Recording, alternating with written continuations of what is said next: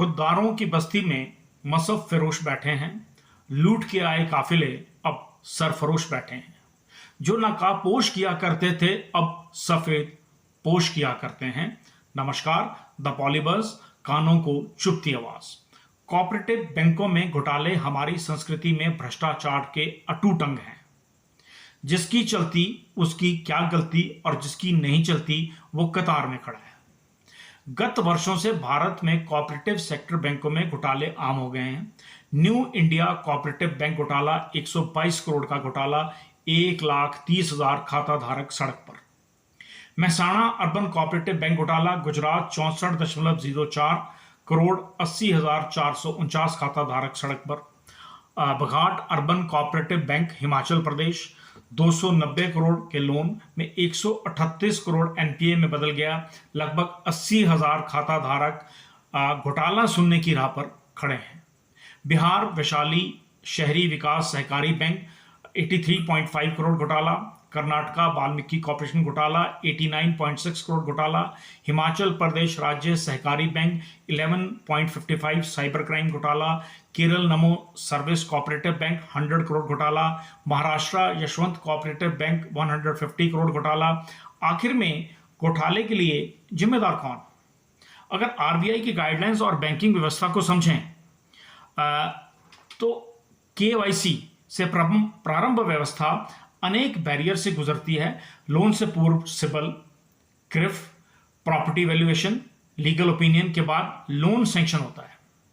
Loan sanction के बाद branch में की जिम्मेदारी सुनिश्चित की जाती है कि वो इस बात को सुनिश्चित करे कि पैसे जो खाते में ऑपरेट हो रहे हैं उसकी व्यवस्था की स्थिति सुनिश्चित है कि नहीं है। फिर घोटाला कैसे संभव है? बिना ब्रांच और अधिकारियों की मिलीभगत के कुछ भी संभव नहीं है। चंद लोगों की गिरफ्तारी करके सुर्खियां बटोरने वाली मैनेजमेंट में सबसे पहले कर्मचारी गिरफ्तार होने चाहिए। उनकी इन्वेस्टिगेशन होनी चाहिए। किस दबाव में किन कर्मचारियों ने सैंक्शन किया और सैंक्शन एनपीए में कैसे परिवर्तित हुआ। New India cooperative bank Mumbai के पूर्व जनरल मैनेजर अकाउंट हेड को गिरफ्तार किया गया है। Mehsana urban cooperative bank Gujarat के पूर्व सीईओ, पूर्व ब्रांच मैनेजर को गिरफ्तार करके पूछताछ की गई है। तो आखिर हिमाचल प्रदेश के बघाट अर्बन कोऑपरेटिव बैंक पर कृपा दृष्टि क्यों? Himachal Pradesh registrar cooperative society का अब तक पूरे विषय पर कोई बयान नहीं आया है और सरकारों की इच्छा हो तो एनपीए की स्थिति में भी सहयोग हो सकता है।